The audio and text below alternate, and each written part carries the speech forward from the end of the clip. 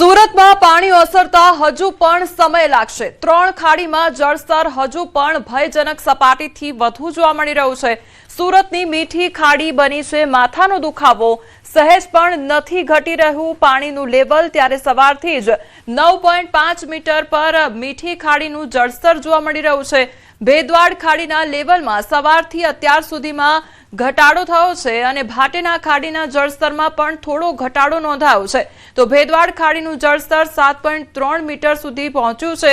સીમાડા ખાડીનું જળસ્તર 5.5 metre પર છે। તો ભેદવાડ, મીઠી અને સીમાડા ખાડી હજુ પણ ભયજનક સપાટીથી ઉપર જોવા મળી રહી છે।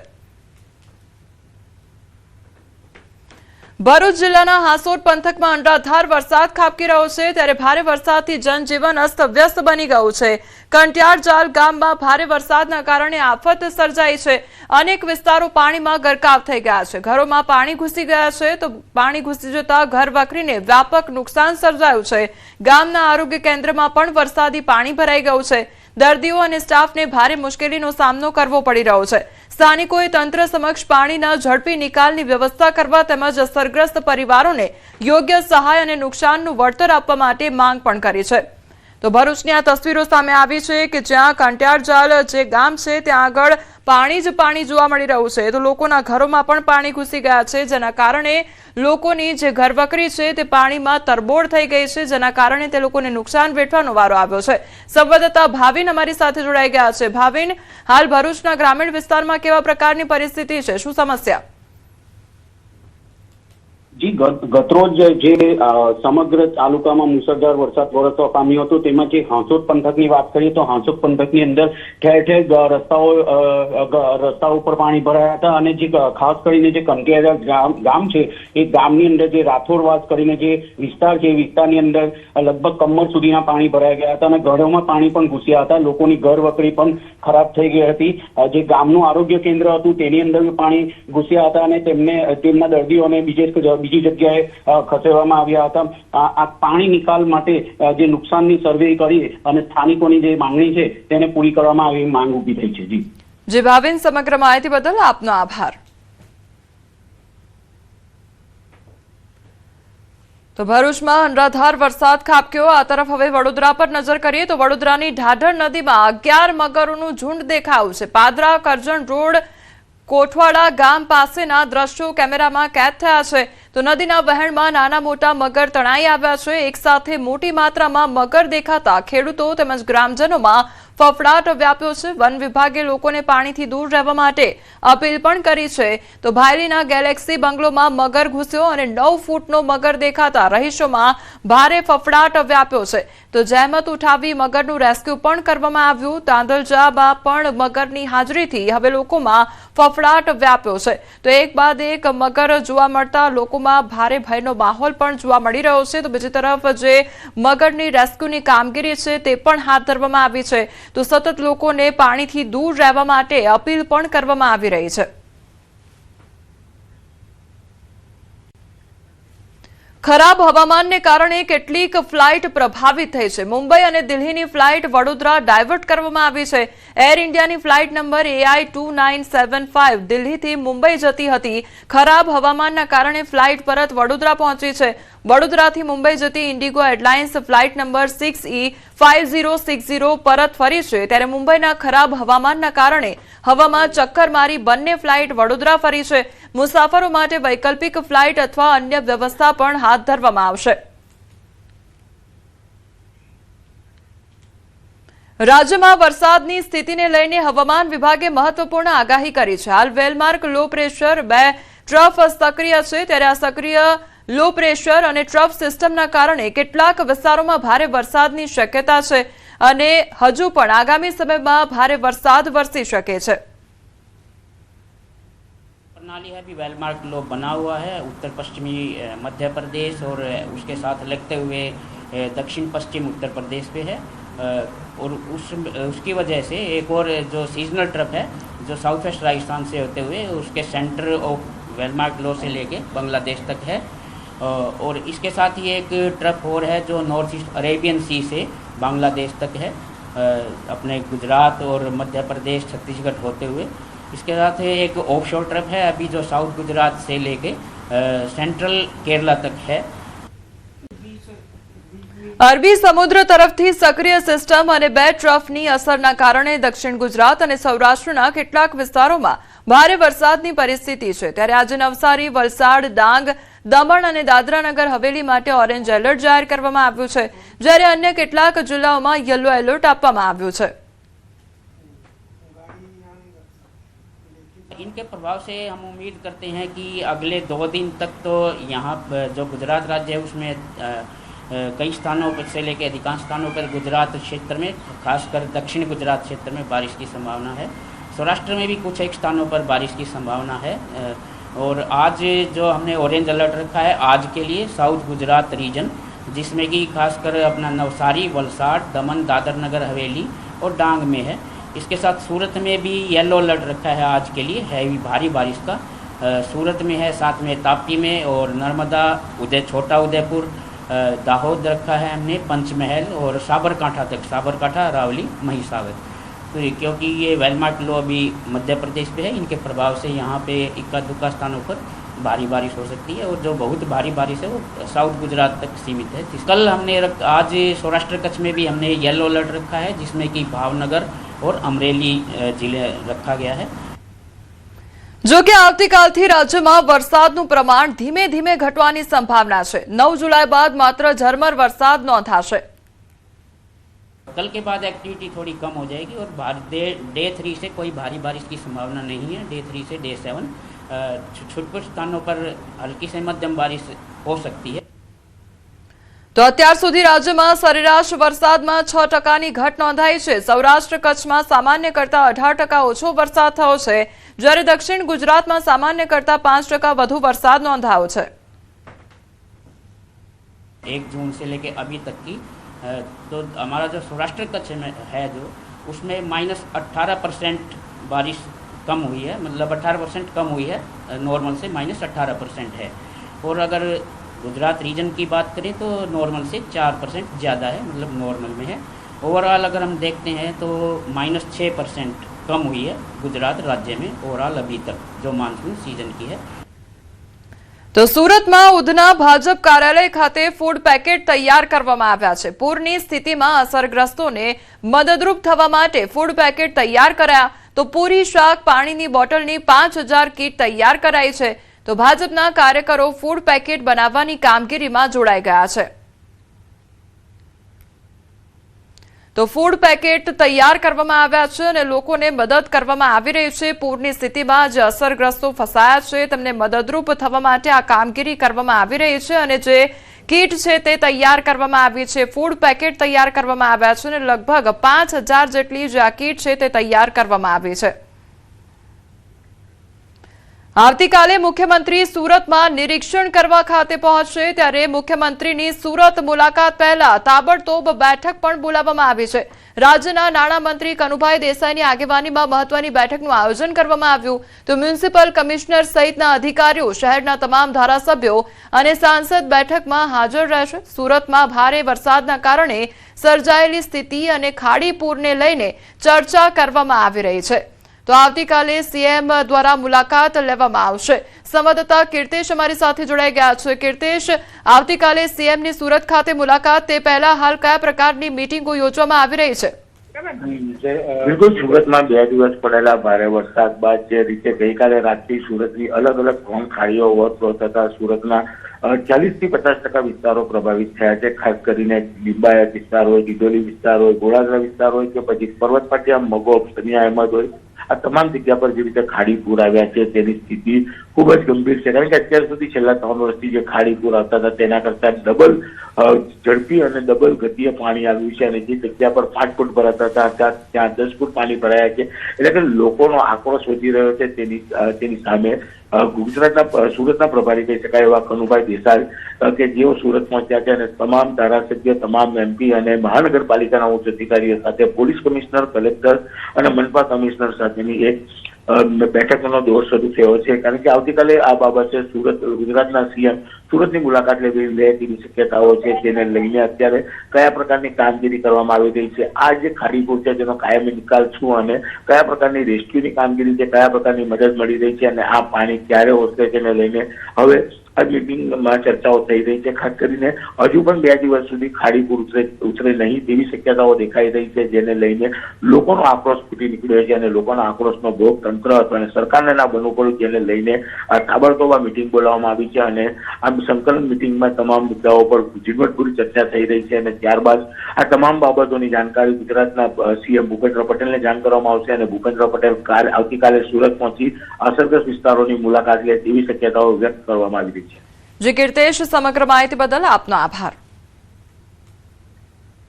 સુરતના બારડોલીમાં પૂરની સ્થિતિ જોવા મળી રહી છે. મીંઢોળા નદીના પાણી નજીકના વિસ્તારમાં ફરી વળ્યા છે, તો મીંઢોળા નદી ગાંડીતુર બનતા બારડોલીના નીચાણવાળા વિસ્તારો જળમગ્ન બની ગયા છે. તલાવડી વિસ્તારના 50 થી વધુ ઘરોમાં પાણી ભરાઈ ગયા, તો તમામને સલામત સ્થળે ખસેડી લેવા તંત્ર કામે લાગ્યું છે. ભારે વરસાદને લઈને ઉકાઈ ડેમ બાદ ડોસવાડા ડેમમાં પણ પાણીની આવક વધી ગઈ છે.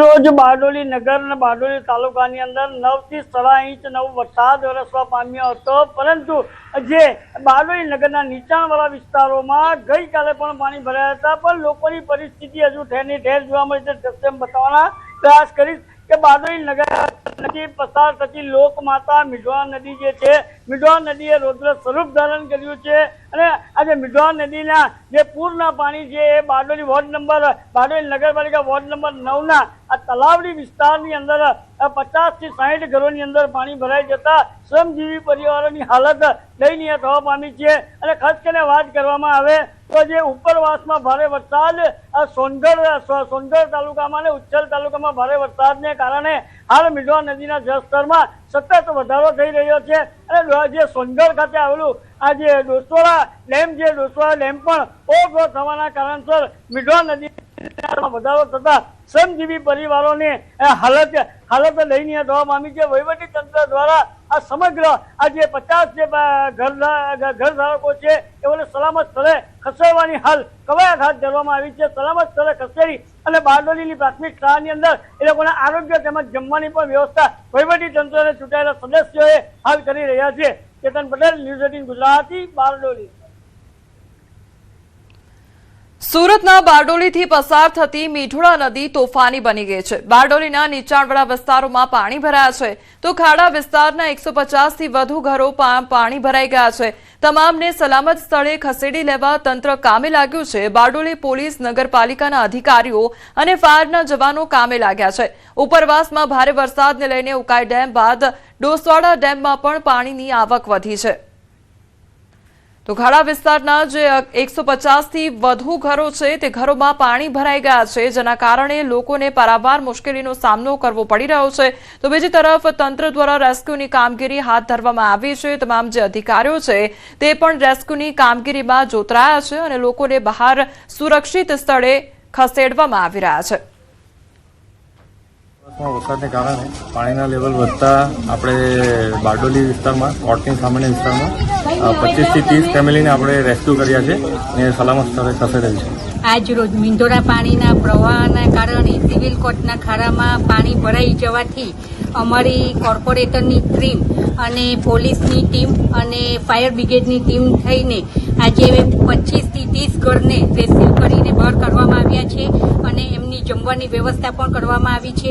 ઉપરવાસમાં ભારે વરસાદને પગલે મીંઢોળા નદીના જળસ્તરમાં વધારો થવા પામ્યો. ખાસ કરીને વાત કરવામાં આવે તો આ દ્રશ્ય બતાવવાનો પ્રયાસ કરીશ કે બારડોલી નગરના વોર્ડ નંબર 9 સિવિલ કોર્ટની સામેનો જે ખાડો છે ત્યાં શ્રમજીવી પરિવારો રહે છે. શ્રમજીવી પરિવારોના ઘરોની અંદર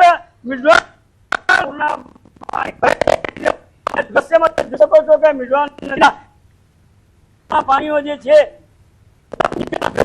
પ્રવેશ તંત્ર દ્વારા અને પોલીસ તંત્ર અને ફાયરની ટીમ દ્વારા સમગ્ર જે શ્રમજીવી પરિવારો છે એઓને સલામત સ્થળે ખસેડવા માટેની કવાયત હાથ ધરવામાં આવી છે.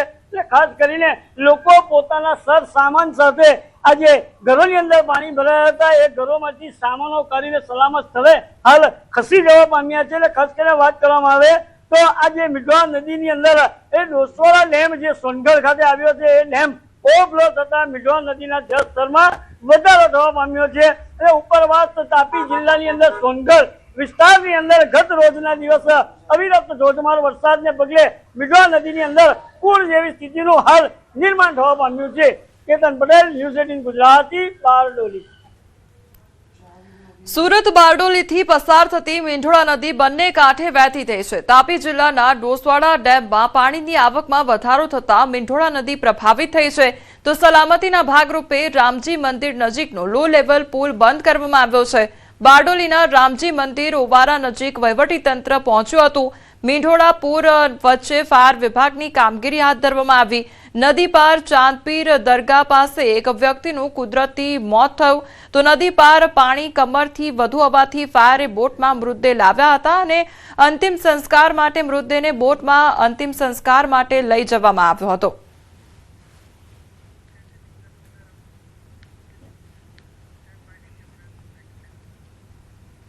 મહીસાગરના લુણાવાડા શહેર પાસે પ્રસ્તાવિત બાયપાસને લઈને ખેડૂતોમાં ભારે વિરોધ જોવા મળી રહ્યો છે. 12 જેટલા ગામોના ખેડૂતો જિલ્લા જમીન સંપાદન અધિકારીને રજૂઆત કરી બાયપાસના બદલે ઓવરબ્રિજ બનાવવાની માંગ કરી રહ્યા છે.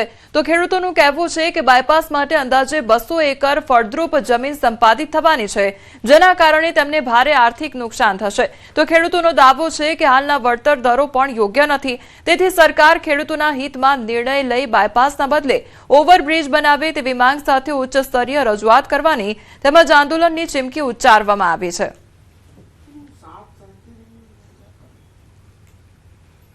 મારે નમ્ર એટલી જ વિનંતી છે કે જે આ બાયપાસ માટે જગ્યા એમને એક્વોર્ડ કરી છે, 11 ગામોના ખેડૂતોને પાયમાલ કરવાના ધંધા ચાલુ કર્યા છે. લુણાવાડા સિટીની અંદર ફ્લાયઓવર બનાવે તો અમારી જગ્યાઓ બચી જાય છે. 5 રૂપિયા પ્રમાણે જમીનના ચોરસ ફૂટનો ભાવ આપવા તૈયાર છે, પણ આજની તારીખમાં જોવા જઈએ તો બિલ્ડરો દ્વારા 3 થી 4,000 રૂપિયા ભાવ આપે છે. તો અમને પોષકતમ ભાવ આપે, કારણ કે આ જમીન જ રહેવાની નથી, ખેડૂત ખાતેદાર જ નથી રહેવાનો, તો કમાશે કઈ રીતે? એની અંદર મારા રોડ જાય છે, એમાં અમારા 3-4 ભાઈઓનો છે, 3 ભાઈઓનો, એમાં 15 ગુંઠા જમીન છે, એના પર અમે જીવી શકીએ છીએ. તો અત્યારે અમે એ જમીન જતી રહે તો અમારે શું કરવાનું? એનો પણ ભાવ મળતો પણ અમને નથી, બરાબર? તો અમારે તો બીજી જમીન વધતી નથી એ જમીન સિવાય, તો અમારે શું કરી શકવાનું? બજાર કિંમત કરતો 4 ગણા ભાવ ઊંચા ભાવ મળે અને એ વળતર મળે તો જ અમે જમીન આપવા માટે સહમતિ દર્શાવીએ છીએ. અંદાજે 135 થી 150 એકર જમીન જાય છે અને 272 જેટલા ખાતેદારો છે. આંદોલન કરવા માટે પણ એમ કે તૈયાર છીએ. પંચમહાલના ગોધરા તાલુકાના વિંજોલ અને જીતપુરા ગામના 2 બાળકોના ચાંદીપુરા વાયરસથી મૃત્યુ થતા આરોગ્ય વિભાગ સતર્ક બન્યું છે.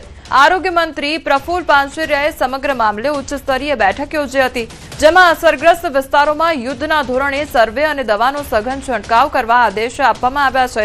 તપાસ દરમિયાન સેન્ડ ફ્લાય નામની માખી મળી આવતા આરોગ્ય વિભાગે તકેદારી વધારી છે. તો ગોધરા અને વડોદરા મેડિકલ કોલેજની વિશેષ ટીમો અસરગ્રસ્ત ગામોમાં પહોંચી ગઈ છે અને ઘરે ઘરે આરોગ્ય તપાસની કામગીરી શરૂ કરવામાં આવી છે. તો આરોગ્ય મંત્રીએ લોકોને સાવચેતી રાખવાની અપીલ પણ કરી છે.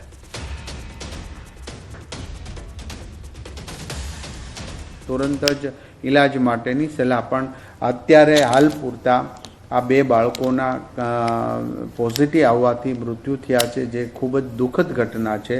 અને આરોગ્ય વિભાગે ખૂબ ગંભીરતા લઈ ત્યાં તપાસથી લઈ આજુબાજુના ગામોમાં તપાસ, યાની કે કેટલા પેશન્ટ છે, શું છે, એ બાબતમાં હાલ પૂરતા બીજા કોઈ આ બાબતના ચાંદીપુર વાયરસના ક્યાંય કેસ પ્રાપ્ત થયા નથી. ગભરાવાની જરૂર નથી, પણ સાવચેતી રાખવાથી રોગને આપણે અટકાવી શકીશું. બદલાતી ઋતુની સીધી અસર લોકોના સ્વાસ્થ્ય પર જોવા મળી અને ચોમાસામાં પાણીજન્ય અને મચ્છરજન્ય રોગચાળો વધતો હોય છે. ત્યારે આ સ્થિતિ વચ્ચે અમદાવાદની સોલા સિવિલ હોસ્પિટલમાં એક જ સપ્તાહમાં 14,051 ઓપીડી નોંધાઈ છે. ડેન્ગ્યુના લક્ષણો દેખાતા 197 લોકોના સેમ્પલ લેવાયા, જેમાંથી 5 પોઝિટિવ આવ્યા. મેલેરિયાના લક્ષણોવાળા 549 દર્દીઓમાંથી પણ 5 પોઝિટિવ નોંધાયા છે, તો સ્વાઇન ફ્લૂના 10 સેમ્પલમાંથી 1 કેસ પોઝિટિવ મળ્યો છે. આ સિવાય ટાઇફોઇડના પણ 10 કેસ સામે આવ્યા છે. તો રોગચાળાની આ સ્થિતિ જોતા લોકોએ વધુ તકેદારી રાખવી જરૂરી બની છે, ત્યારે લોકોને પણ સાવચેતી રાખવા સલાહ આપવામાં આવી છે.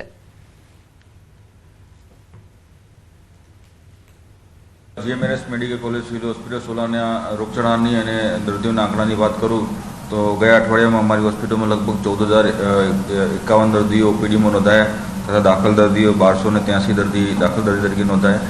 અને જુદા જુદા મચ્છરજન્ય રોગચાળાની વાત કરું તો ડેન્ગ્યુમાં લગભગ ગયા અઠવાડિયામાં 197 દર્દીના લોહીના નમૂના લેવામાં આવેલા. અમદાવાદમાં જાહેરમાં મેડિકલ વેસ્ટનો નિકાલનો મામલો સામે આવ્યો છે, ત્યારે વાસણા સ્મશાન અને મેટ્રો બ્રિજ નીચે દવાઓનો જથ્થો જે છે તે ફેંકવામાં આવ્યો છે. એક્સપાયરી દવાઓનો જથ્થો ફેંકવામાં આવ્યો. અજાણ્યા શખ્સે જાહેરમાં જ આ જે દવાનો જથ્થો છે તે ફેંકી દીધો છે. તો અગાઉ નદીમાં ફેંકવામાં આવ્યો હતો આ દવાનો જથ્થો. ખુલ્લામાં મેડિકલ વેસ્ટનો નિકાલ કરતા અનેક સવાલો ઉઠ્યા છે.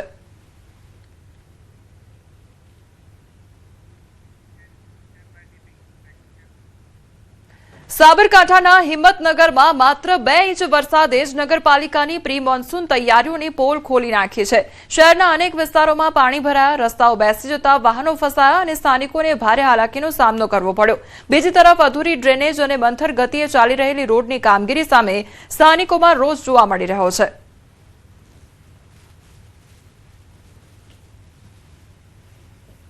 વરસાદ પડ્યો એમાં તો બેનાડો પર એટલું પાણી ભરાઈ ગયું છે, જે લાઈન ગોડી તે બધું અંદર પાણી અંદર બધું ઉતરી ગયું. એટલે જવા આવવાનો રસ્તો બિલકુલ રહેતો નથી. બરાબર 1/4/2023 અમે નગરપાલિકામાં લીધા છે હમણાં, પણ કોઈ સગવડ નથી અમારે અંદર રસ્તામાં જવાની આવવાની. બેણા રોડ ઉપર વિરાટનગર એ વિભાગમાં કોમન પ્લોટની અંદર કોઈ પાણીનો નિકાલ નથી અને 5 થી 6 સોસાયટીનું પાણી ત્યાં આવે છે અને મેઇન રોડનું પાણી પણ ત્યાં બીજી સોસાયટીઓ ત્યાં વાળેલું છે અને ઘરમાં આવવાની પરિસ્થિતિ થાય છે. 2 ઇંચ વરસાદ આવતા ઘરની બહાર નીકળાતું નથી. આ સમસ્યા કોઈ સાંભળતું નથી. તો હિંમતનગરમાં નવા સમાવિષ્ટ વિસ્તાર અને બેરણા રોડથી 1.5 કિલોમીટર રોડ 2.5 કરોડમાં ખર્ચે કેપ્ટન એજન્સીને કોન્ટ્રાક્ટ આપવામાં આવ્યો છે, ત્યારે કામગીરી મંથર ગતિએ થતા કામને લઈને સ્થાનિકોને ભોગવવું પડ્યું છે. નગરપાલિકાના શાસકોની અણઆવડતના અને પ્રી મોન્સૂનની કામગીરી ન થતા ઠેર ઠેર પાણી ભરાવાની અને રોડ બેસી જવાની અને ખાડા પડવાની સમસ્યાઓ ઊભી થઈ, જેના કારણે સ્થાનિકોમાં રોષ જોવા મળી રહ્યો છે.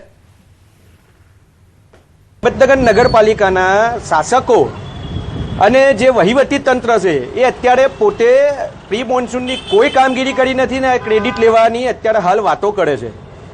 ખરેખર એ દુર્ભાગ્યની વાત છે. માત્ર 2 કલાકના વરસાદની અંદર સમગ્ર બેરણા રોડ ઉપર મોટા ભૂવાપડા આખી લાઈન જે નવી લાખી હતી એ બધી તૂટી ગઈ અને એમાં ગાડીઓ ફસાવાના બનાવો બન્યા હતા. 2 દિવસ પહેલાં મહાવીરનગર ચોકડી જે આપણે રિલાયન્સ મોલ સામે પણ ભૂવા પડ્યા હતા. તો નગરપાલિકા તંત્ર આ બાબતે કોઈ યોગ્ય કાર્યવાહી પ્રી મોન્સૂન કામગીરી કરી હોય એવું દેખાતું નથી. કાલોલ નગરપાલિકાના વોર્ડ નંબર 1 માં આવેલા સુકુન રેસીડેન્સી, પરંબા સોસાયટી અને શુભાલય સોસાયટીના રહીશો વરસાદી પાણીના ભરાવાથી ભારે મુશ્કેલીનો સામનો કરી રહ્યા છે. મુખ્ય માર્ગ પર પાણી ભરાઈ જતા વિદ્યાર્થીઓ સહિત સ્થાનિકોને જોખમી રીતે અવરજવર કરવી પડી રહી છે. અનેક રજૂઆતો છતાં સમસ્યાનો કામે ઉકેલ ન આવતા રહીશોમાં પાલિકા તંત્ર સામે ભારે રોષ જોવા મળી રહ્યો છે. આ ઉપરાંત દૂષિત પાણી અને ગંદકીના કારણે મચ્છર પેદા થતા રોગચાળો વકરવાની પણ દહેશત વ્યાપી છે. તો સોસાયટીના રહીશો જણાવી રહ્યા છે કે અહીં માર્ગ પર પાણી ભરાયેલું હોવાથી ખાડામાં સૌ ખાબકી રહ્યા છે અને ઇજાગ્રસ્ત પણ થઈ રહ્યા છે.